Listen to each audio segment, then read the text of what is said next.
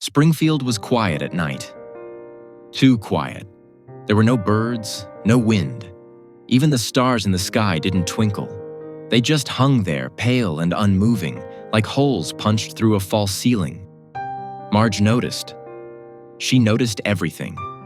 But she had to pretend not to, because pretending was the only thing keeping Springfield alive. The house at 742 Evergreen Terrace creaked with memory. Not age, memory. Sometimes late at night, the walls would whisper names that had never been spoken aloud. Names that weren't part of any script. Millicent, Eloise, Number 5. They had all been versions of Lisa. Marge would sit on the edge of her bed, her long blue hair unspooled like a spider's web, and stare into the dark, remembering. The nights Homer decomposed in his chair, his skin peeling off like melted cheese. The times Bart's face flickered and repeated the same grin for hours. The way Maggie still hadn't spoken. Not because she couldn't, but because if she did, the world might hear her. Maggie remembered too much. The town outside was no better. The Quickie Mart hadn't received a delivery in 18 years. Apu still stood behind the counter, smiling stiffly, hands unmoving. His mouth only opened when someone entered. And even then, he only said, "Thank you, come again." Over and over, like a broken marionette. Krusty the Clown broadcasted live every day, even though the studio had no power. His laughter echoed without a source, and children gathered around TVs that weren't plugged in. Their eyes glowed in the dark. "Laugh," Marge whispered from her living room, clutching the remote like a crucifix. Please, just laugh.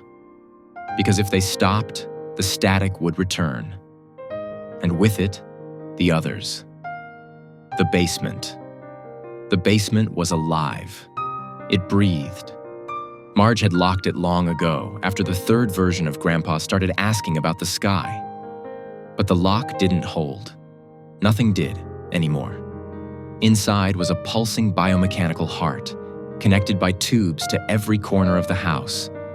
It fed off her emotions, her guilt, her need to keep the family together. That's why she had to be happy. That's why the pancakes had to be perfect. If her despair ever reached the basement, the town would unravel. Lisa's rebellion. Lisa was always the problem. Too curious, too smart. The others called her the key. Marge tried, she really tried, to give Lisa a normal childhood.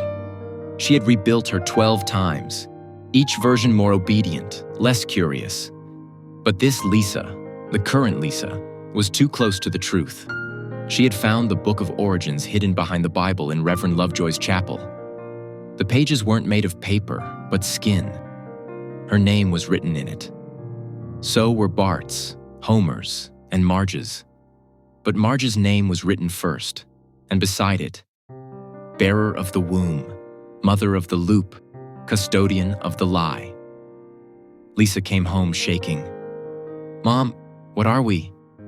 Marge smiled gently and said, "You're my daughter." But she had already reached behind her for the kitchen knife. The exit. There was a way out. Lisa had found it. Deep beneath the school, through a hatch hidden behind a crayon mural, there was a staircase carved in bone. It led down to a subdimensional membrane where sound stopped and light bled. There stood the exit door. Rusted, forgotten. Beyond it was the original world, a lifeless husk. Humanity had vanished in the final war. Only the simulacrum of Springfield had survived, a mother's dream of domestic bliss, bloated and festering into eternity. Lisa turned the handle, but Marge was already behind her. She didn't stab, she didn't scream, she just hugged her, tight, unbreakable. "You can't leave," Marge whispered. "You'd die out there." "Then let me die," Lisa screamed. "At least I'll be real." Marge's grip tightened. The walls began to bleed. Springfield trembled. "You are real," Marge said. Because I love you. And then, Lisa opened her mouth and spoke Maggie's true name. The world shattered. Homer dissolved into smoke. Bart exploded into cartoon laughter. Ned melted into scripture. And Marge stood alone, holding a baby made of static, beneath a sky of screaming light. The heart in the basement throbbed one final time. And Springfield stopped. Epilogue: the living memory.